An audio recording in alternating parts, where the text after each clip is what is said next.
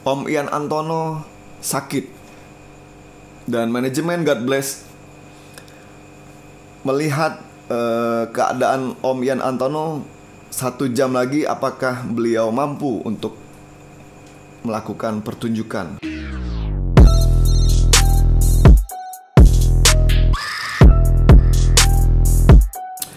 Oke, selamat datang kembali di Narasi Akbar HK. Kali ini kita akan bercerita dalam episode Indonesia sungguh beruntung memiliki legenda hidup musik rock seperti God Bless. So don't go anywhere. Sebelumnya, klik.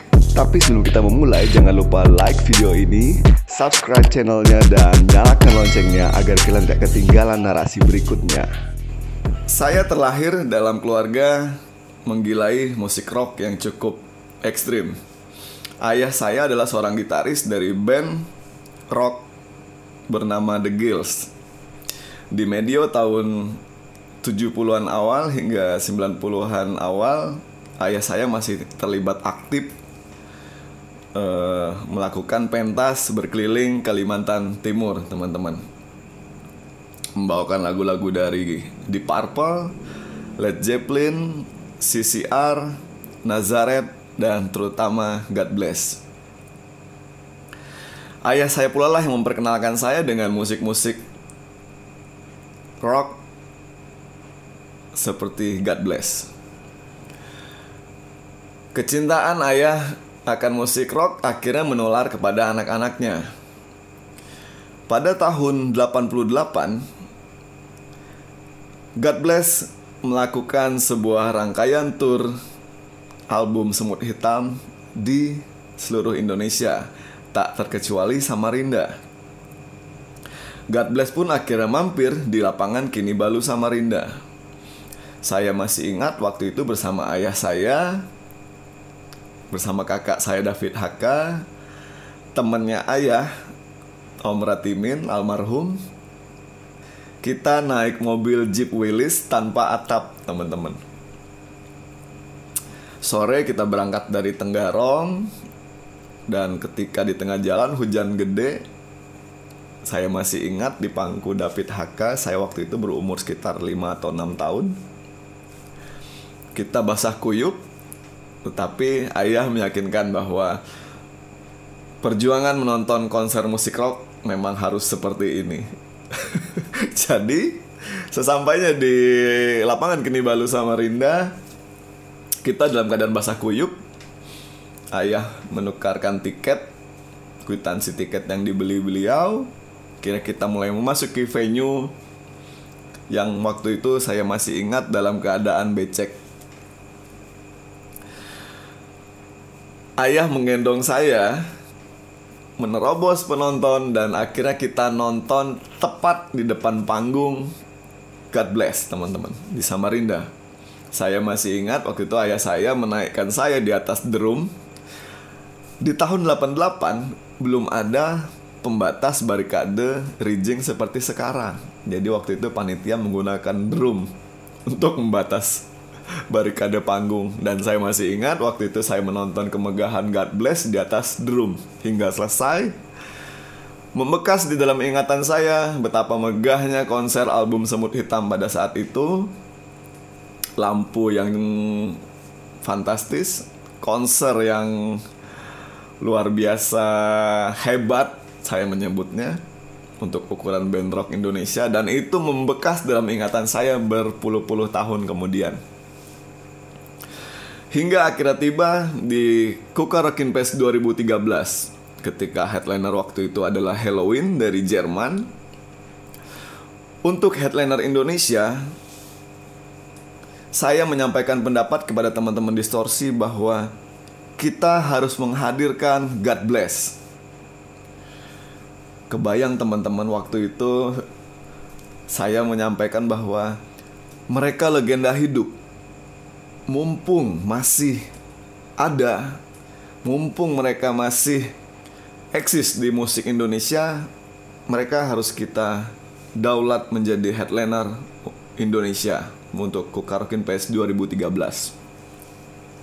Dimulailah proses kita mencari kontak dari God Bless, dan waktu itu akhirnya teman dari Tenggarong, Lilo, menghubungkan kita dengan manajemen God Bless. Didapatlah tanggal, God Bless mempunyai jadwal yang kosong, pas bertepatan dengan jadwal Halloween yang kosong. Akhirnya kita menentukan tanggal untuk Kulkar Rockin' Fest 2013. Betapa senangnya saya, teman-teman. Saya termasuk orang yang mengkoleksi kaset ayah saya sampai hari ini lengkap. Saya hanya tidak memiliki album pertama 1975, God Bless. Saya memiliki album Cermin, Semut Hitam, Maret 89, album Apa Kabar tahun 97, album 36 tahun God Bless, dan album Cermin 7. Semua album saya kumpulkan dan saya udah beranggapan bahwa selain Sepultura, saya akhirnya melihat idola saya di Tenggarong. God Bless adalah salah satu band yang langsung saya jemput sendiri ke bandara, teman-teman. Waktu itu LO-nya Lilo berkata, Lilo memastikan menjemput God Bless dengan bis, saya menggunakan mobil sendiri. Saya bilang saya harus menjemput Ahmad Albar, idola saya. Untuk informasi, saking tergila-gilanya ayah saya dengan God Bless, dengan seorang Ahmad Albar, ibu saya bercerita bahwa akhirnya ayah saya memberikan nama Ahmad Akbar Haka Saputra kepada saya. Ahmad Akbarnya itu plesetan dari Ahmad Albar. Dan kebetulan waktu itu saya lahir tepat saat azan maghrib. Jadi itulah akhirnya ibu bercerita bahwa ayah menamakan saya Ahmad Akbar dengan harapan saya menjadi frontman dari grup musik rock di kemudian hari. Seperti itulah, teman-teman, sejarahnya. Dan waktu itu jadwal tiba God Bless sore hari dan Halloween malam hari. Akhirnya kita tiba di bandara Balikpapan, menunggu kedatangan God Bless. Teman-teman bisa bayangin ketika God Bless tiba di bandara, untuk pengamanan band-band internasional yang pernah saya urus, God Bless hampir setingkat dengan mereka, bahkan melebihi. Karena apa? Serbuan orang yang ingin melihat God Bless secara langsung. Luar biasa, teman-teman, betapa pesona seorang Ahmad Albar di usia beliau yang sudah tidak lagi muda, itu masih rockstar banget. Saya sedikit bercerita, waktu itu God Bless tiba di sekitar pukul 5 sore dari penerbangan Jakarta Balikpapan, Bandara Sepinggan. Kita mempersiapkan parkir bis tepat di depan pintu kedatangan. Satu-satu personil God Bless keluar, pengunjung atau orang-orang yang berada di Bandara Sepinggan Balikpapan mulai heboh. Tetapi teman-teman, ketika Om Ahmad Albar keluar dari pintu kedatangan, semua orang menyerbu beliau untuk meminta foto dan segala macam. Dan akhirnya kita harus mengeluarkan tenaga keamanan ekstra untuk membawa seorang Ahmad Albar sampai di dalam bis. Saya aja untuk ukuran memang menggilai God Bless cukup takjub melihat seorang Ahmad Albar. Di usia yang tidak lagi muda, beliau masih memancarkan sebuah aura rockstar yang benar-benar bersahaja, bersahabat, dan legend. Kebayang, teman-teman, di era tahun 70-an, wajar jika akhirnya God Bless menjadi salah satu band rock besar di Indonesia karena memiliki pesona dari seorang frontman seperti Om Ahmad Albar. Cukup teman-teman ketahui, God Bless mulai terjun di musik rock Indonesia ketika Om Ahmad Albar dan Ludwig Lemans pulang dari Belanda dan membuat band Cleverleaf, dan akhirnya merubah nama band itu sesampainya di Indonesia menjadi God Bless.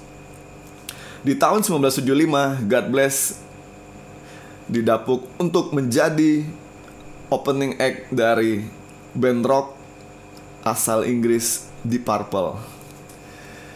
Informasi ini bisa teman-teman saksikan di vlognya Om Denny.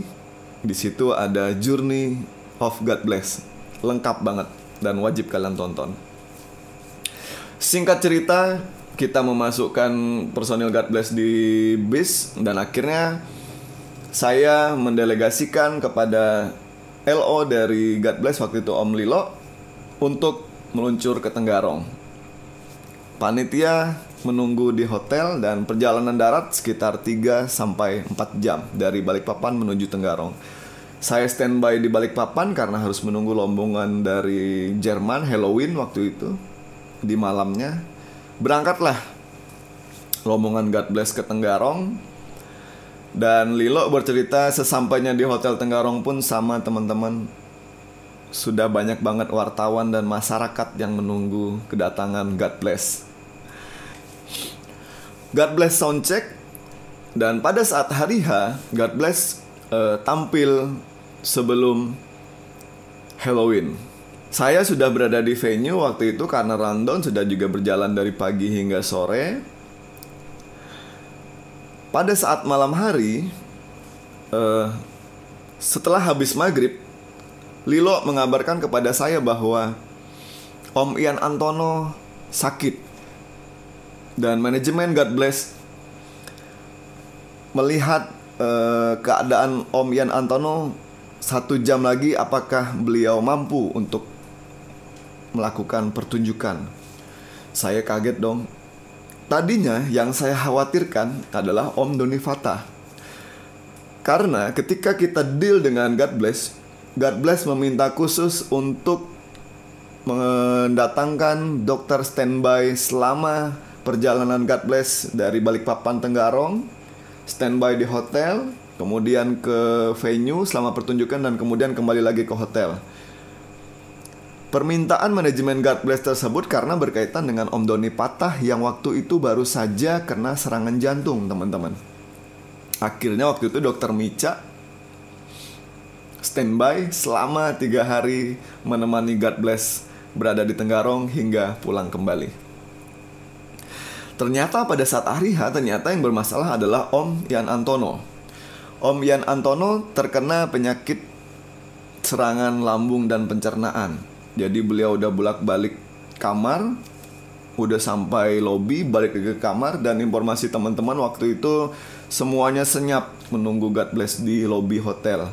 Fajar Satritama, drummer, Om Abadi Susman, Doni Fatah sudah semuanya lengkap berada di lobi hotel. Tinggal menunggu Om Ian Antono yang dalam keadaan lemah karena udah beberapa kali beliau bolak-balik toilet. Ternyata teman-teman, informasi yang saya dapatkan dari Lilo memang merupakan kesalahan kami. Ketika perjalanan dari Balikpapan, Bandara Sepinggan ke Tenggarong, God Bless meminta minuman dingin. Waktu itu kami hanya menyediakan minuman kaleng, botol, dan segala macam di dalam bis, tapi tidak dingin keadaannya, teman-teman. Dan informasi dari Lilo, luar biasanya Om Ian Antono. Terima kasih Om, rock and roll banget. Om Ian Antono mengatakan bahwa nggak usah sibuk-sibuk nyari pendingin. Ya udah, kalian cari es batu. Ini bak sampah bersihin, jadiin tempat mendinginkan minuman botol dan kaleng.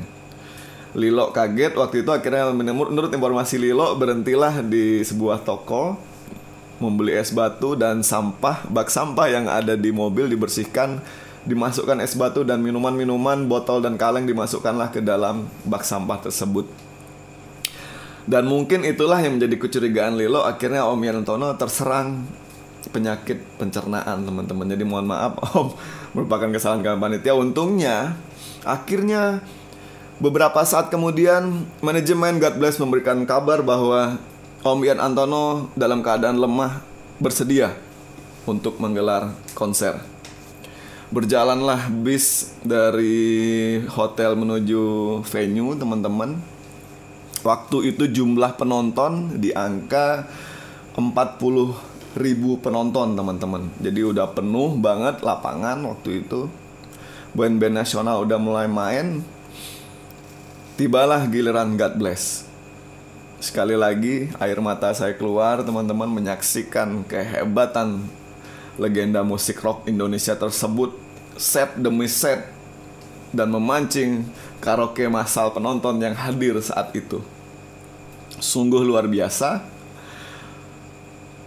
Tembang-tembang anthem seperti Rumah Kita, Panggung Sandiwara, Semut Hitam, Menjilat Matahari, Sesat, Maret 89, dan semua setlist hampir 1 jam lebih diselesaikan dan semuanya mengundang karaoke massal teman-teman. Yang kemudian membuat saya terharu adalah Om Doni Patah waktu itu sedang dalam keadaan sakit jantung, tetapi menyelesaikan setlist panggung beliau dengan perkasa tanpa terlihat bahwa beliau sedang dalam keadaan sakit. Om Yan Antono yang dalam keadaan lemah, sedang sakit pencernaan pun sama teman-teman, menyelesaikan setlist panggung dengan semangat banget. Dan itu merupakan pengalaman yang cukup emosional dan memorable bagi saya teman-teman, menyaksikan God Bless menyelesaikan panggung mereka. Dan cukup teman-teman ketahui bahwa God Bless udah berusia hampir 46 tahun hingga saat ini. Itulah alasan kenapa akhirnya saya masih bertahan bermain musik, karena kecintaan saya terhadap God Bless pun sama. Dengan ukuran seperti om-om itu yang udah tidak lagi muda, mereka masih mendedikasikan hidup mereka untuk musik keras Indonesia. Teman-teman boleh bayangkan bahwa ketika God Bless muncul, mereka melawan arus mainstream pop culture yang ada di Indonesia pada saat itu. Di tengah serbuan musik-musik cinta dalam perspektif sempit pada saat itu, God Bless muncul dengan musik rock yang cukup rumit dan mendahului zamannya. Dan informasi yang saya dapatkan bahwa God Bless sendiri pun tahu bahwa album mereka tidak akan meledak-meledak banget, tapi mereka ingin menunjukkan kepada dunia bahwa Indonesia memiliki band rock segagah God Bless. Jadi hal itu cukup membuat saya bangga, haru, bercampur aduk, dan berterima kasih kepada manajemen God Bless bahwa bersedia manggung di Karaoke Fest 2013. Sejarah itu semoga bisa terulang lagi di kemudian hari, dan hormat saya untuk personil God Bless yang sampai hari ini masih mendedikasikan hidup mereka untuk musik rock Indonesia. Dan yang menjadi kesedihan saya, kaset-kaset yang saya kumpulkan tidak satu pun sempat saya minta tanda tangan kepada God Bless. Dan saya belum berfoto secara lengkap dengan personil God Bless, padahal saya berdiskusi dengan God Bless di backstage ataupun di hotel pada saat hari H. Dan saya bercerita bahwa saya menonton God Bless di lapangan Kinibalu, dan Om Yan Anton dan Om Ahmad Albar waktu itu ketawa. Itu udah lama banget, kata Om Ahmad Albar, tahun 88 ya. Iya, saya bilang saya masih kecil dan saya tidak memiliki foto bersama personil God Bless idola saya. Tapi semoga kemudian hari umur kita panjang, umur om-om God Bless masih dipanjangkan Allah, dan kita bisa membawa mereka kembali ke Rockin' Borneo di tahun berikutnya. Terima kasih teman-teman. Tetap ikuti episode berikutnya. Saya Akbar Haka. Salam.